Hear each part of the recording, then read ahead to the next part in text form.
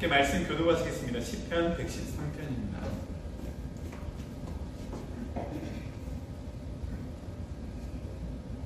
제가 4절, 여러분들이 5절, 그리고 마지막 절 함께 읽겠습니다. 여호와는 모든 나라 위에 높으시며 그의 영광은 하늘 위에 높으시도다. 여호와 우리 하나님과 그니가 누구리요 높은 곳에 앉으셨으나 스스로 낮추사 하늘과 땅을 살피시고 하나님을 제주에서 일으키시며 깊은 땅을 푸른 더미에서 불어 귀족들과 곧 그의 백성의 귀족들과 함께 세우시는도다. 또 임신하지 못하는 여자를 집에 살게 하사 자녀들을 즐겁게 하는 어머니가 되게 하시는도다. 할렐루야. 아멘. 크루세이 두 번째 시간이죠. 1과 파트 2로 우리 함께 성경 공부 나아가도록 하겠습니다. 지난주에 우리가 보았던 그림입니다. 지난주에 이 김 권사님이 굉장히 난해한, 어려운, 궁금한 그런 표정을 짓고 있다고 말씀을 드렸고요. 그리고 각각의 그런 그림들이 무엇을 의미하는지 말씀을 드렸습니다. 그래서 이 김 권사님의 고민은 교회 안에서, 내가 권사인데 교회 안에서 내가 무엇을 어떻게 해야 하는지를 잘 모르고 또 궁금한 점들이 너무 많은데 이것을 어떻게 해야 할지도 잘 모르겠는 거예요. 그리고서는 이렇게 그럼 교회란 무엇인가 라는 생각을 해보고서는 교회와 내 삶 전체에서 교회와 성경을 한 부분으로 놨는데 그렇게 놓았으나 역시 궁금증이 해소되지 않는 것은 마찬가지였다라고 말씀을 드렸고, 또 여기에서 성경을 가운데 놓았더니 그 궁금증이 해소된 표정을 짓고 있고, 역시 성경을 중심으로, 즉 예수 그리스도를 중심으로 우리의 삶의 모든 파트에서, 교회도 그 파트 중에 일부로서, 신앙생활도 그 파트의 일부로서 모든 파트에서 예수님을 중심으로 살아가는, 즉 모든 삶 자체가 예배가 되는 그런 삶을 살도록 하겠다라고 생각을 하니까 이 김권사님 표정이 밝아진 것을 볼 수가 있었습니다. 그렇습니다. 성경을 중심으로 산다는 것은 즉 예수 그리스도를 나의 중심에 모시고 산다는 거죠. 요한복음 1장 14절에 보면은 말씀이 육신이 되어 우리 가운데 거하시네 라는 말씀이 있어요. 그래서 그 영광을 보고 은혜와 진리가 충만한 그런 그 말씀이 있는데, 예수님은 즉 말씀이다. 말씀이 바로 예수님이다 라고 하는 거죠. 그래서 이 말씀을 중심으로 산다는 것은 예수님 중심으로 산다는 것이고, 또 예수님 중심으로 산다는 것은 우리가 바로 그리스도인이다 라고 고백하는 것과 일맥상통하는 거죠. 우리가 그리스도인이라는 것, 그것은 즉 예수님을 따라 살겠다라고 고백하는 그 믿음의 고백이기 때문에 그렇습니다. 그러면은 우리는 그리스도인으로서 이 오늘 파트 2의 첫 번째 그림인 이 그림을 한번 먼저 보고 설명을 듣고 한번 생각을 해보는 그런 시간을 가졌으면 좋겠는데요. 지금 여기 그림에 보시면은 동그란 원은 무엇을 상징하고 있을까요? 동그란 원은 지구를 상징한다 라고 생각하시면 되겠습니다. 지구를 상징하는 그 바깥에 둘러싸여 있는, 손잡고 있는 사람들은 무엇일까요? 바로 저와 여러분이죠. 그냥 지구에 살고 있는 사람들이에요. 지구에 살고 있는 사람들이고, 이 지구, 이 세상을 사랑하사 누구를 보내십니까? 독생자를 보내셨으니. 그런데 그 독생자는 어떻게 오십니까? 맨 위에 비둘기가 한 마리 있습니다. 비둘기는 무엇을 상징할까요? 성령을 상징하죠. 성령으로 잉태되어 동정녀 마리아에게서 나시고, 성령으로 잉태되어 동정녀 마리아에게 나셔서 누가 나셨습니까? 예수 그리스도께서 이 땅에, 지구에 오셨다라고 하는 거죠. 자, 그러면은 여기서 눈치가 빠르신 분은 혹시 알아채셨을지 모르겠습니다. 지구를 둘러싸고 있는 여러 사람들이 있죠. 지구를 둘러싸고 있는 사람들의 머리는 원이 몇 개로 되어 있습니까? 서클이? 하나의 서클로 이루어져 있죠. 그게 하나의 서클로 이루어진 머리를 가진 그림은 사람입니다. 그런데 가운데에 있는 큰 사람과 같은 모습을 하신 분의 동그라미는 몇 개입니까? 자세히 보니까 2개예요. 2개인 이유는 뭐냐면은 그의 얼굴에 광채가 있는 겁니다. 얼굴에 광채가 있어서 이건 누구를 상징하느냐? 예수님을 상징한다라는 거죠. 예수님을 상징하는 그림에는 언제나 이렇게 원이 2개다 라고 하는 것, 앞으로 쭉 나가시면서 원이 2개인 것을 기억하시면 좋겠습니다. 그런데 예수님의 이 모습이 어떤 모습인지를 한번 생각해 보십시오. 예수님은 지금 무엇을 하고 계십니까? 무릎을 꿇고 손을 내밀고 이렇게 계십니다. 어떤 분은 이걸 기도하는 모습이다 라고도 이야기를 하기도 하는데, 이 모습은 사실 섬김을 상징하는 모습입니다. 섬김을 상징하는 모습. 그런데 여기서 특이한 점은요, 섬김을 상징하는 것은 주로 serve, 즉 종들이 많이 하는 일들이었잖아요. 종들이 많이 하는 servant가 하는 일이 바로 섬김인데, 이 섬김에 예수님께서, 종과 같은 예수님께서 쓰고 있는 면류관이 있으니 그것은 무슨 면류관이냐? 바로 왕의 면류관이라는 겁니다. 즉 왕관을 쓰고 있는 거예요. 왕관을 쓰고 있는데 섬기고 있는 종입니다. 그래서 우리들은 예수 그리스도를 뭐라고 표현하냐? 굉장히 잘 표현하는 것 중에 하나가 바로 Servant King, 섬김의 왕이다, 이렇게 표현을 할 수가 있습니다. 중요한 거니까 한 번만 같이 해보실까요? 섬김의 왕. 네, 예수님은 우리에게 성령으로 잉태되어 우리 가운데 오셨을 때 무엇으로 오셨다? 섬김의 왕으로 오셨다. 그런데 이 섬김의 왕으로 오신 분이 그냥 오셔서 여러 가지 일들을 하셨는데, 굉장히 궁극적으로 오셨던 목적이 있었으니 그것이 바로 그 손끝에 있는 십자가다라는 겁니다. 십자가는 무엇을 상징을 합니까? 죽음을 상징을 하고 형벌을 상징을 하죠. 그렇게 역시 동그라미 2개 있는 머리를 가지신, 광채를 가지신 예수님께서 십자가에 달려 돌아가셨습니다. 돌아가신 것을 상징하는 무덤이 그 옆에 그림으로 그려져 있습니다. 그런데 그 무덤의 특징 중에 하나가 무엇이에요? 무덤의 문이 열려 있습니다. 즉 무덤의 문이 열려 있다는 것은 무엇을 상징할까요? 부활을 상징합니다. 다시 성령으로 잉태되어 동정녀 마리아에게 나셔서 여러 가지 사역들을 섬김의 왕으로서 보여주시다가 십자가에 달려 돌아가시고 장사한 지 사흘 만에 죽은 자 가운데서 부활하셨다 라고 하는 그림을 이 가운데 있는 내용으로 설명할 수가 있는 겁니다. 이해되시죠? 어렵지 않죠? 자, 그래서 그 도식처럼 보여진 그 그림이 이제 실제로 어떤 액션이 그런 모습이 되느냐라고 하는 것이 바로 오른쪽 코너에 있는 그림이라고 할 수가 있습니다. 아주 가장 대표적으로 보여지는 그런 섬김의 모습이다라고 하는 거죠. 여기에 고뇌하고 있는 의자에 앉은 사람은 누구일까요? 예수님의 제자 중에 한 명일 텐데 베드로라고 합시다. 베드로가 예수님의 의자에 앉아서 발을 대야에다 뻗고 누군가는 그걸 씻겨주고 있어요. 당연히 아시겠지만 그 누군가는 예수님이시겠죠. 굉장히 불편한 그림이에요.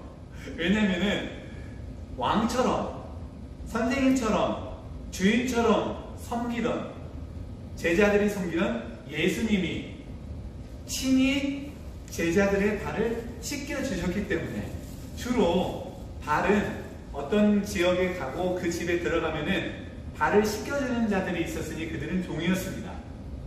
종이었는데 예수님이 왕처럼 느껴졌던, 나의 마스터처럼 느껴졌던 예수님이 종처럼 발을 씻겨주니 이게 얼마나 불편합니까? 그래서 막 미간을 찌푸리는 듯한 느낌을 가지고 있습니다. 어쨌든 이러한 섬김의 모습으로 예수님이 오셨다라고 하는 것을 기억하시기를 바랍니다. 그리고 이제 일과를 마무리하는 그림으로 넘어갑니다. 이 그림은 굉장히 많은 것을 내포하고 있습니다. 여기에서도 보시면요, 몇 가지 대부분의 그림들이 상징하는 것을 우리들이 알고 있는데 몇 가지만 좀 더 짚어보겠습니다. 맨 위에 책은 무엇을 상징하죠? 예, 성경을 상징하고요. 그 다음에 우리가 금방 배웠듯이 동그라미는, 큰 동그라미는 지구를 상징을 하고 그 지구를 둘러싼 모든 공동체, 인류를 상징을 합니다. 이 세상을 사랑하셔서 성령으로 잉태되어 동정녀 마리아에게 나신 예수님, 어떤 분으로 오셨습니까? 섬김의 왕으로 오신 예수님이 그렇게 사역을 하시다가 십자가에 달려 돌아가시고, 그리고 죽은 자 가운데서 무덤 문이 열리면서 살아나셔서 화살표로 위로 쭉 올렸어요. 승천하십니다.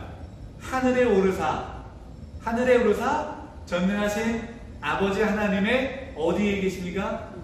우편에. 가만 보니까 손 모양이 있는데 그 손이 어떤 손입니까? 오른손이에요? 왼손이에요? 오른손.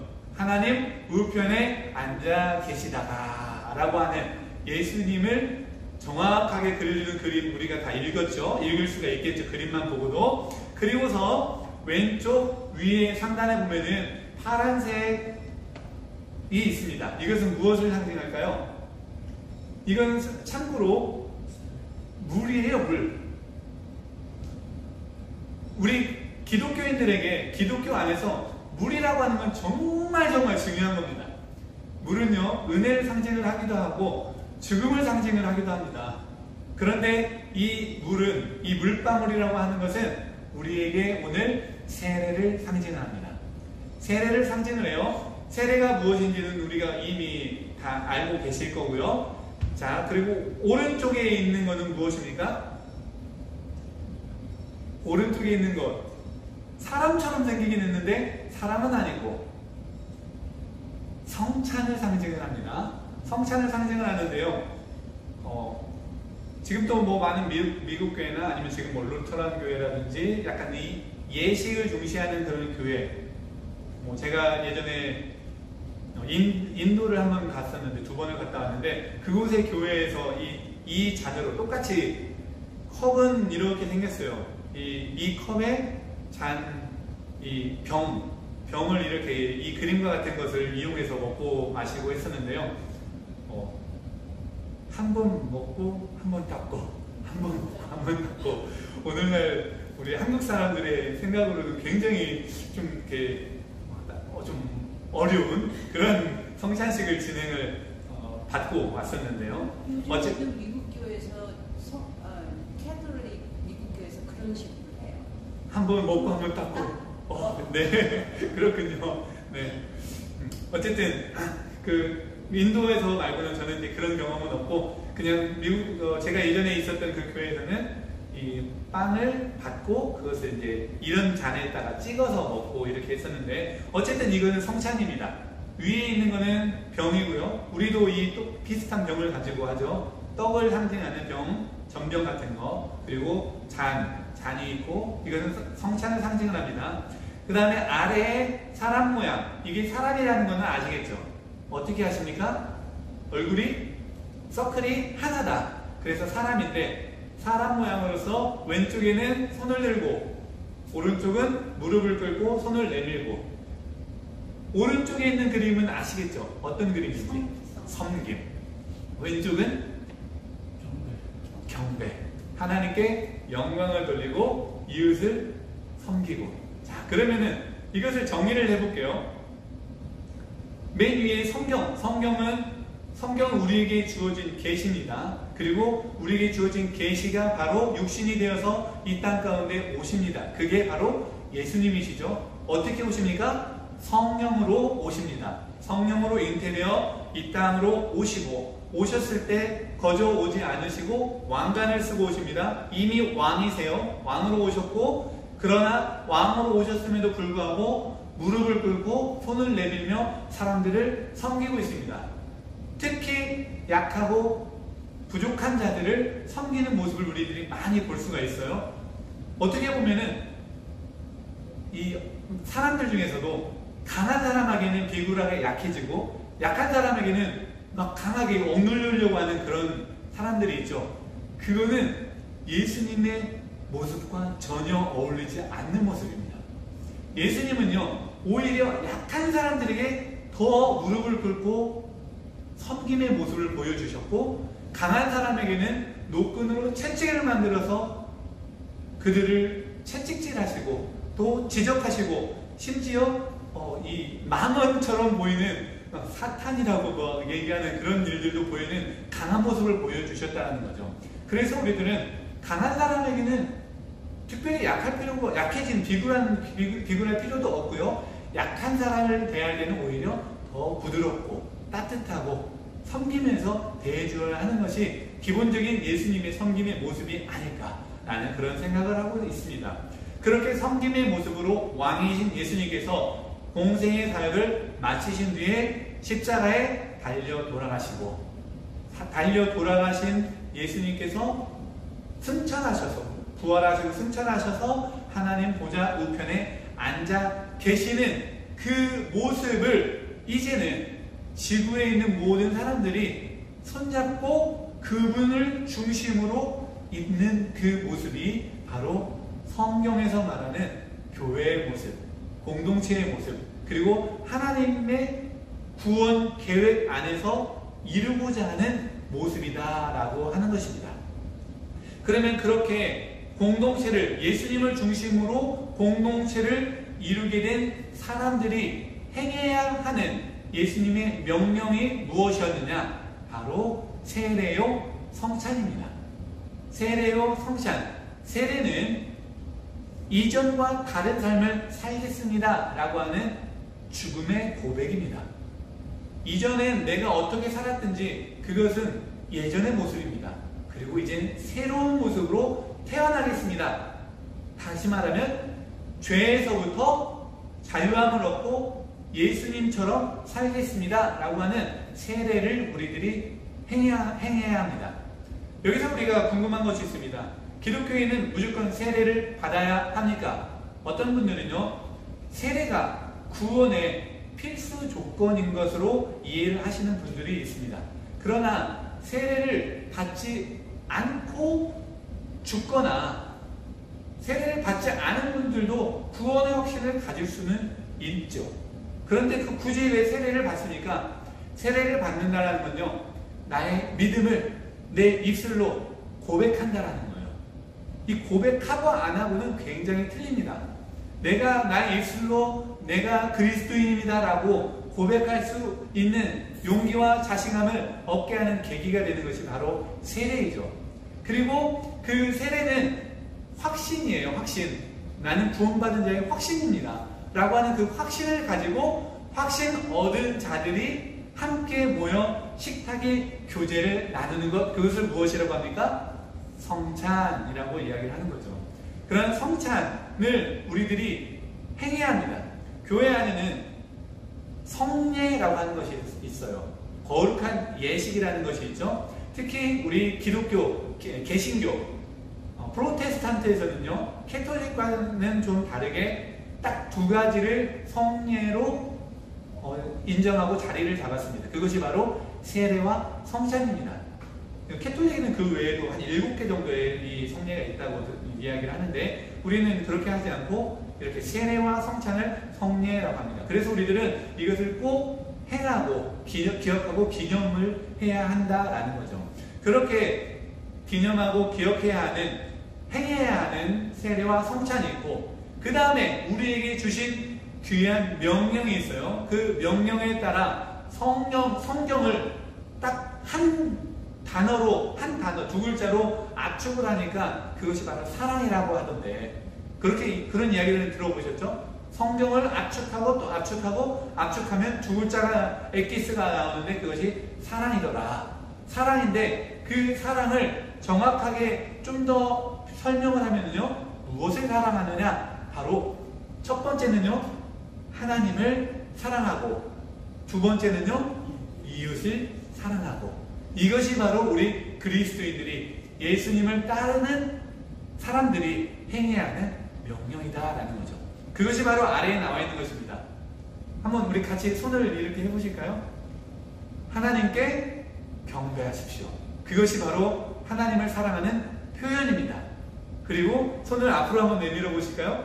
마음으로 무릎을 꿇어 보시고요. 이것은 무엇입니까? 이웃을 사랑하십시오. 이것이 예수님께서 우리에게 말씀하신 구약의 강령입니다. 그런데 그 사이에 예수님께서는 그것을 연결을 시키셨으니 하나님을 사랑하라. 그것이 크고 첫째는 계명이다. 둘째는 그와 같다라고 이야기하십니다. 그리고 둘째가 뭐라고 이야기해요? 내 이웃을 내 몸과 같이 사랑하라. 그것을 어떻게 연결하셨다고요? 같다라고 연결하십니다. 다시 말하면요, 하나님을 사랑하고 경배하는 자들이 있느냐? 그렇다면 이웃을 사랑해라. 이것이 바로 하나님을 사랑하는 또 다른 표현이다 라고 하는 것입니다. 우리가 이웃을 사랑해야 하는 이유가 바로 여기에 있는 거죠. 우리는 이웃을 사랑해야 합니다. 이웃을 사랑한다는 것은 셀피시에서 벗어나야 하는 그런 어려움이 있어요.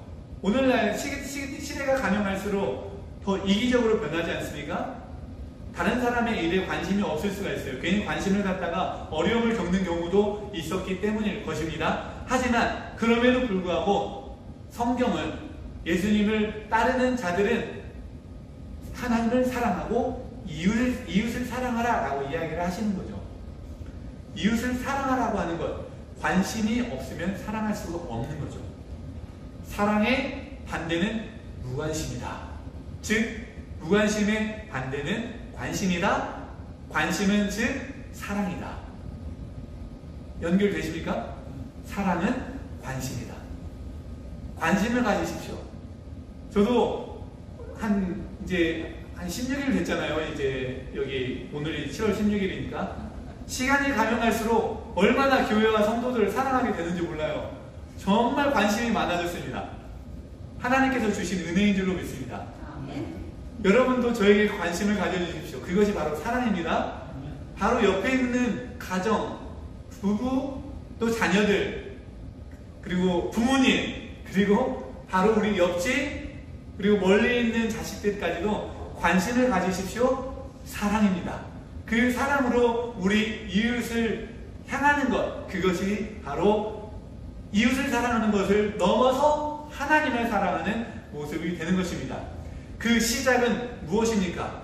바로 예수님이 이 땅에 오시는 것, 인카네이션, 성육신입니다. 겸손하지 못하면 성육신할 수가 없죠. 가장 겸손의 모습을 실천하신 게 바로 신이신 하나님이 인간이 된 것이 아니겠냐라는 거죠. 그리고 신이신 하나님이 인간이 되셔서 가장 겸손의 본을 보여주셨던 것과 같이 우리도 겸손의 모습을 보이는데 그것이 이웃을 사랑하고 그들에게 관심을 갖는 데서부터 시작할 수 있지 않겠습니까?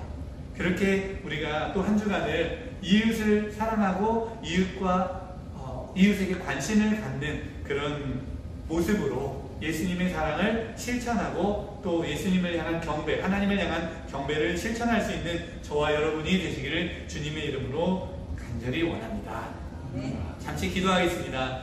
사랑의 하나님 참으로 감사드립니다. 이 땅에 신신 하나님께서 육신이 되어 가장 겸손의 모습을 보여주시고 이곳에 오셔 우리를 위해 섬기고 왕이신 예수님의 모습으로 십자가에 달리신 뒤에 또 살아나시고 오르셔서 하나님 보좌 우편에 앉아 계신 것을 우리에게 일러주시고 그분의 모습을 따를 수 있도록 우리에게 믿음 허락하여 주시니 감사합니다. 그 믿음이 우리의 지식적으로만 머무르는 믿음이 아니라 우리의 몸으로 삶으로 나타나는 믿음이 되게 하여 주시옵소서. 그리하여 그 믿음에 따라 우리가 세례를 베풀고 또 세례를 받고 성찬을 나눔으로써 우리의 믿음과 사랑을 서로와 서로에게 고백하며 하나님께 영광을 돌리는 삶을 살아갈 뿐만이 아니라 하나님을 사랑하는 모습을 이웃을 사랑함으로써 보여주는 그런 우리의 참된 신앙이 나타나게 하여 주시옵소서. 예수님의 이름으로 기도드립니다.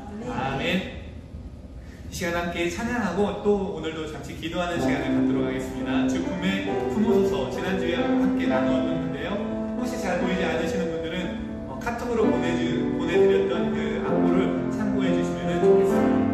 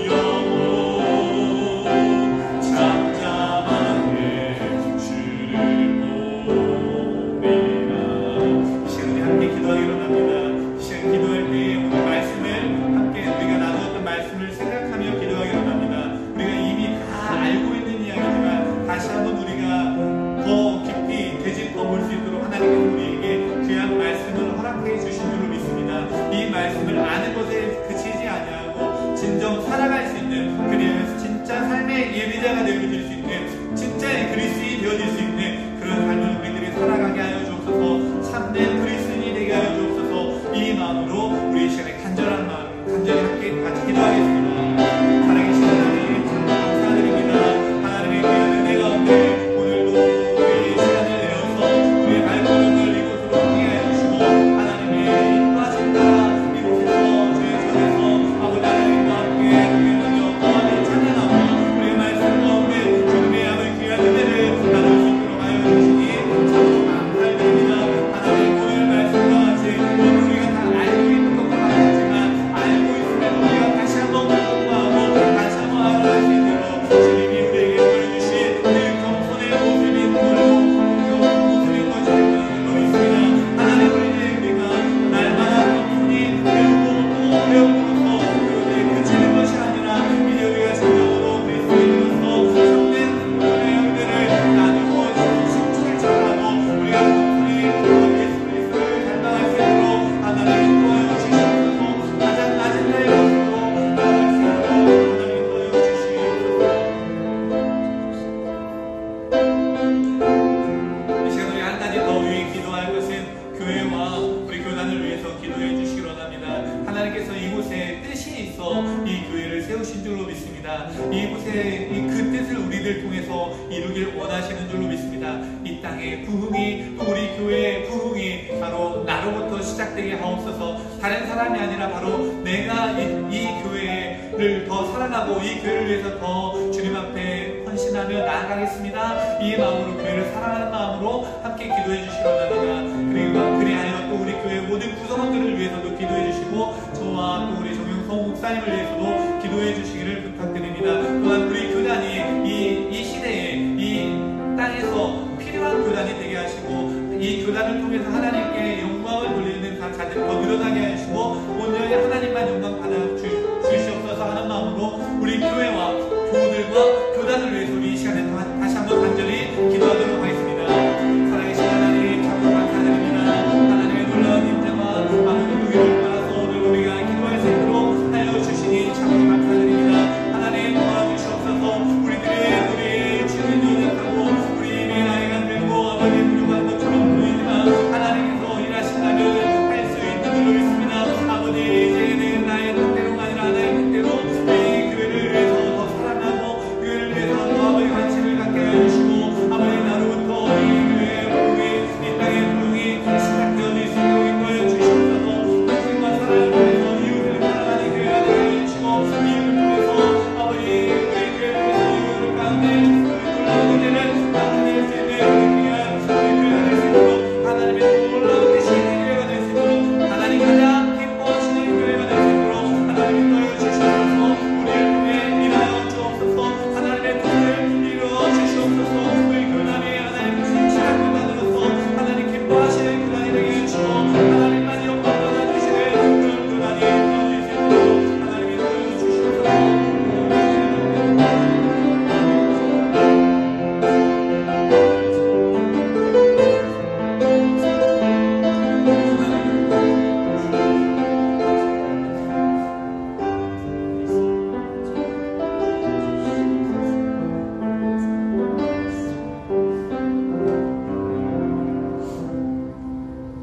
참 좋으신 하나님 참으로 감사드립니다. 하나님께서 주의 전으로 우리를 불러주시고 주의 인자하심 가운데 우리에게 다시 겸손함으로 우리의 신앙을 고백할 수 있도록 하여 주시니 참으로 감사드립니다. 우리가 고백한 신앙과 같이 우리가 드렸던 기도와 같이 이제 우리가 그렇게 살게 하여 주옵소서. 삶의 참된 예배자가 되게 하여 주옵소서. 이웃을 거저 보내지 않고 이웃을 무관심하지 않고 진정한 사랑으로 그들에게 관심을 가지고 그들의 필요가 무엇인지 그들이 원하는 것을 찾아줄 수 있는 그런 참된 그리스도인이 되어 그들을 사랑함으로써 하나님께 영광 돌리는 우리 모두 되게 하여 주시옵소서. 예수님의 이름으로 기도드립니다. 아멘. 주기도문으로 성경 공부를 마치겠는데요. 주기도문 세 번역입니다. 주기도문 우리 개역 개정 성경책 앞에 나와 있는 세 번역으로 우리 함께 읽고 오늘 모임을 마치도록 하겠습니다. 하늘에 계신 우리 아버지의 이름을 거룩하게 하시며 아버지의 나라가 오게 하시며 아버지의 뜻이 하늘에서와 같이 땅에서도 이루어지게 하소서. 오늘 우리에게 일용할 양식을 주시고 우리가 우리에게 잘못한 사람을 용서하여 준 것 같이 우리 죄를 용서하여 주시고 우리를 시험에 빠지지 않게 하시고 악에서 구하소서. 나라와 권능과 영광이 영원히 아버지의 것입니다. 아멘.